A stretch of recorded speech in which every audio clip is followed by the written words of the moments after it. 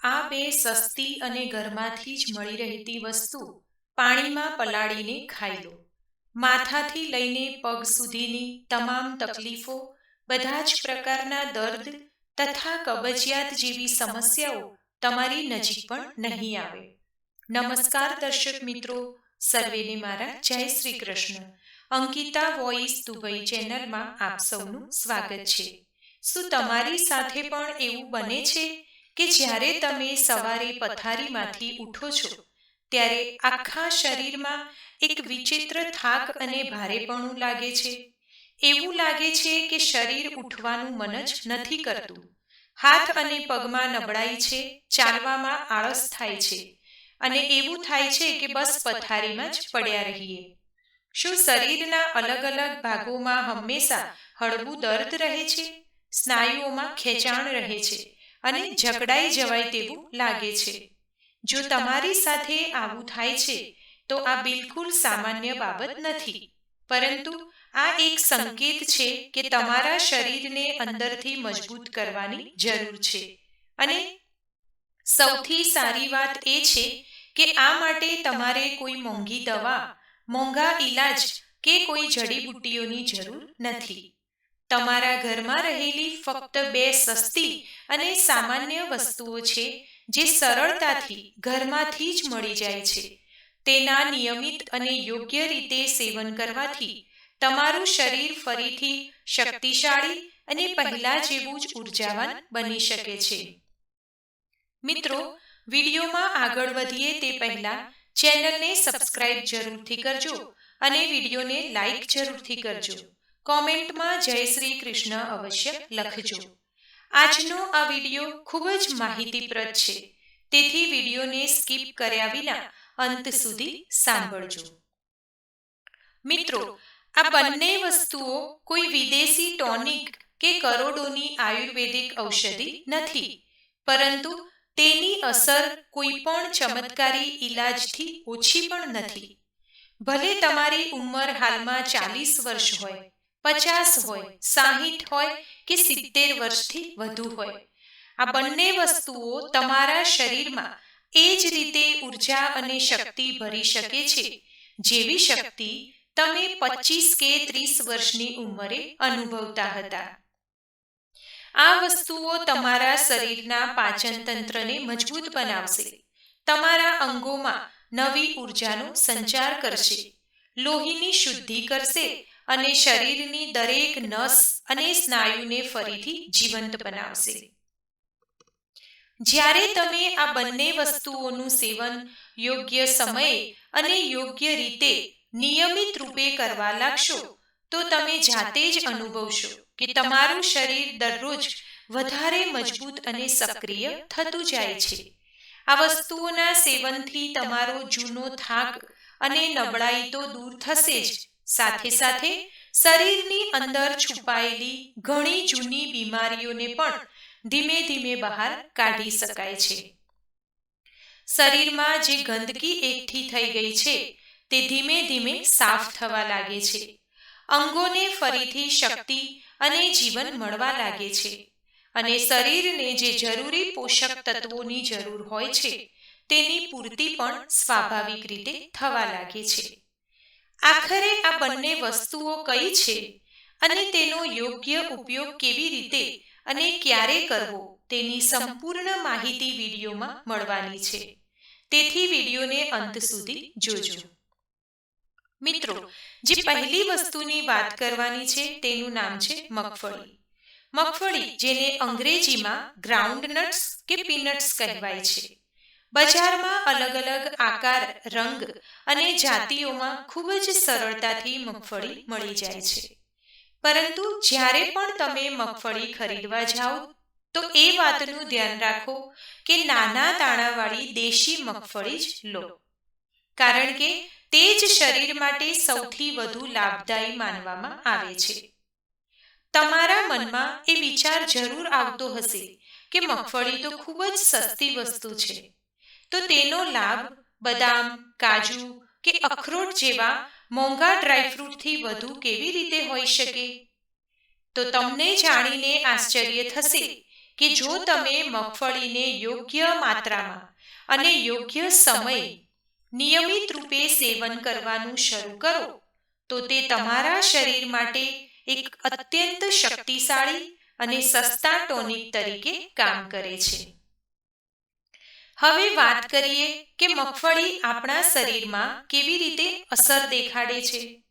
સૌથી પહેલા હાડકાની વાત કરીએ. જો તમને ઘૂંટણમાં વારંવાર દર્દ રહે છે, કમર જકડાઈ જાય છે, દાંત નબળા થઈ ગયા છે કે વારંવાર હાડકામાં ચટકનો અવાજ આવે છે, તો સમજી લો કે તમારા શરીરમાં કેલ્શિયમની ઉણપ થઈ છે. અને મગફળી આ ઉણપને દૂર કરવામાં ખૂબ જ અસરકારક છે, કારણ કે તેમાં પુષ્કળ પ્રમાણમાં નેચરલ કેલ્શિયમ હોય છે, જે હાડકાને અંદરથી મજબૂત બનાવે છે. એટલું જ નહીં, મગફળીમાં મેગ્નેશિયમ પણ સારી માત્રામાં હોય છે, જે શરીરમાં કેલ્શિયમના શોષણને વધુ સારું બનાવે છે. એનો અર્થ એ થયો કે હવે તમારે અલગથી કોઈ મોંઘું મેગ્નેશિયમ સપ્લિમેન્ટ લેવાની જરૂર નહીં પડે. મેગ્નેશિયમ માત્ર હાડકા માટે જ નહીં, પરંતુ આપણા શરીરની નસો અને આખી નર્વસ સિસ્ટમ માટે પણ જરૂરી છે. નસોની નબળાઈ, નસોમાં અવરોધ, હાથ પગમાં જણજણાટી આવવી, એ બધા સંકેત છે કે શરીરની સિસ્ટમ નબળી પડી ગઈ છે. આવી સ્થિતિમાં મગફળીનું સેવન એક અત્યંત સસ્તો અને અસરકારક ઉપાય બની શકે છે.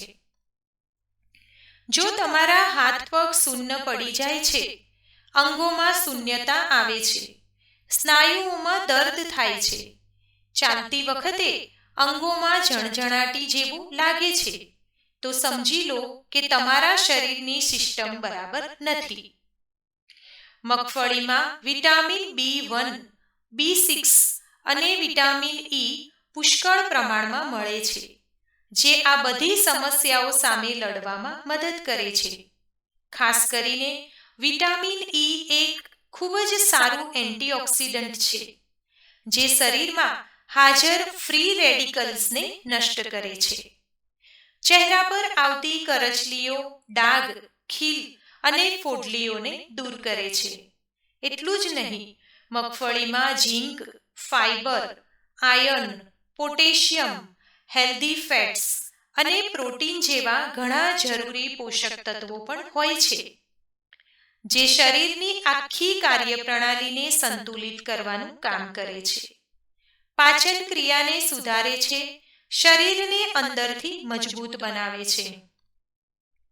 મગફળીનું સેવન ક્યારે કરવું, કેટલી માત્રામાં અને કેવી રીતે કરવું તે જાણીએ એ પહેલા જાણી લઈએ કે બીજી વસ્તુ કઈ છે, જે મગફળી સાથે મળીને તમારા શરીરને વધુ શક્તિશાળી બનાવી શકે છે.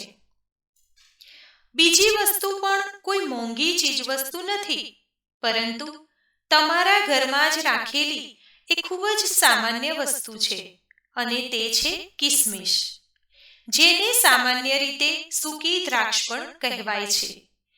અનેક રંગો અને પ્રકારોમાં મળે છે. કેટલાક લોકો હળવા પીળા રંગની કિસમિસને જ ઉપયોગમાં લે છે, જ્યારે કેટલાક લોકો ઘેરા રંગની થોડીક મોંઘી અને મોટી કિસમિસને મુનક્કા તરીકે ઓળખે છે.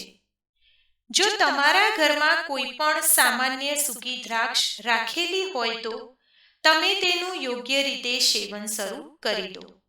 તે પણ તમારા શરીર માટે કોઈ ઔષધિઓથી ઓછી અસર નહીં કરે. કિસમિસને ક્યારે અને કેટલી માત્રામાં ખાવી તેના વિશે એકદમ સરળ રીતે સમજીએ.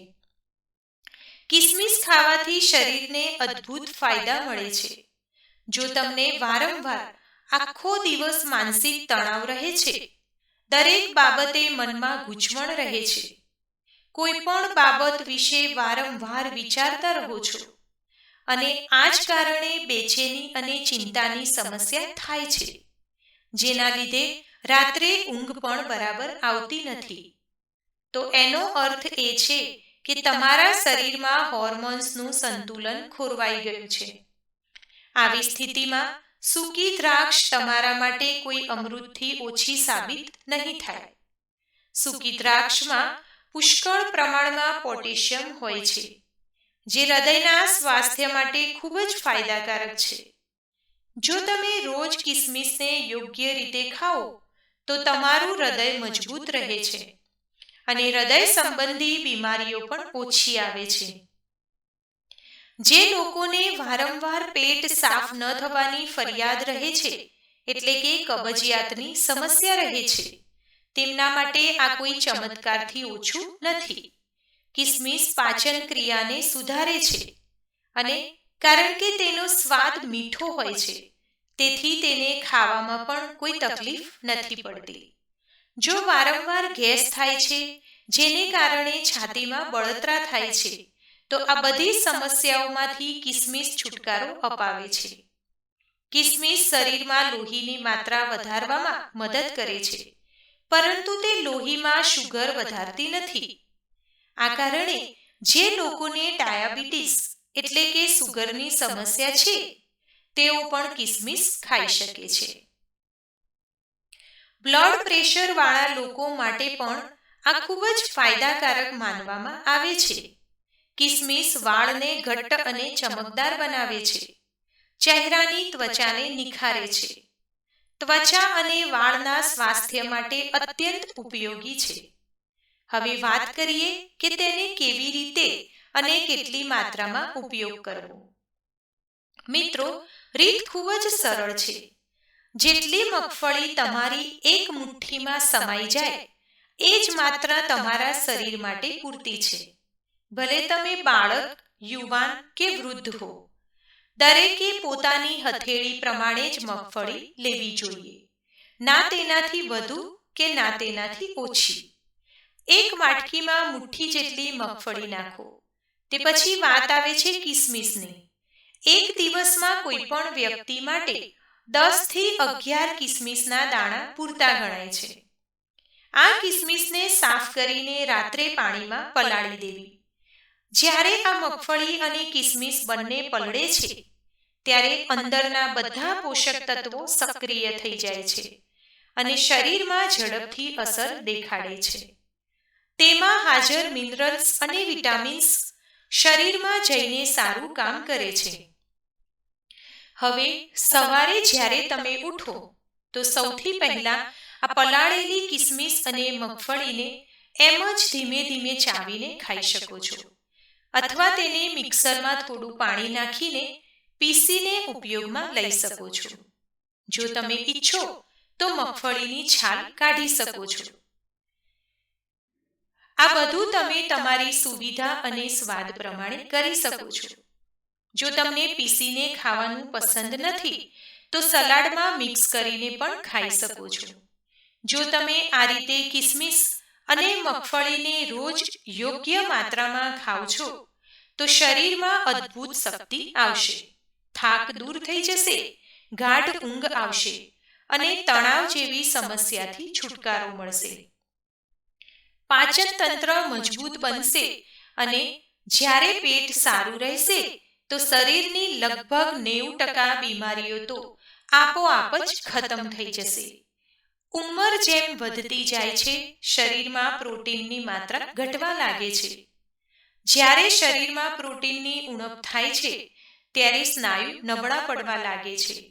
વૃદ્ધોમાં આ સમસ્યા ખૂબ જ સામાન્ય છે. તેથી કિસમિસ અને મગફળીનો આ નુસ્ખો ખૂબ જ ઉપયોગી છે. આ માત્ર સ્નાયુઓને જ મજબૂત નથી બનાવતું, પરંતુ શરીરને અંદરથી શક્તિશાળી બનાવે છે અને પ્રોટીનની ઉણપને પણ દૂર કરે છે. આ ઉપાય ખૂબ જ સસ્તો, ખૂબ જ સરળ અને ખૂબ જ અસરકારક છે. કોઈ પણ વ્યક્તિ ગમે તે ઉંમરનો હોય તે અપનાવી શકે છે અને એવું જરૂરી નથી કે કાજુ, બદામ કે અખરોટ, અંજીર આવા મોંઘા ડ્રાયફ્રૂટ્સ ખાવાથી જ શરીરને ફાયદા થાય છે. તેથી આજથી જ આ મગફળી અને પલાળેલી કિસમિસને તમારા રોજિંદા જીવનના આહારમાં અપનાવો. સાથે થોડું ચાલવું અને હળવી ફૂલકી કસરત કરવી. તો મિત્રો, હું આશા રાખું કે આજનો આ વિડીયો તમને પસંદ આવ્યો હશે. વિડીયો પસંદ આવ્યો હોય તો લાઈક કરજો, શેર કરજો, ચેનલને સબસ્ક્રાઇબ કરજો, કમેન્ટમાં જય શ્રી કૃષ્ણ લખજો. ધન્યવાદ. સર્વેને મારા જય શ્રી કૃષ્ણ.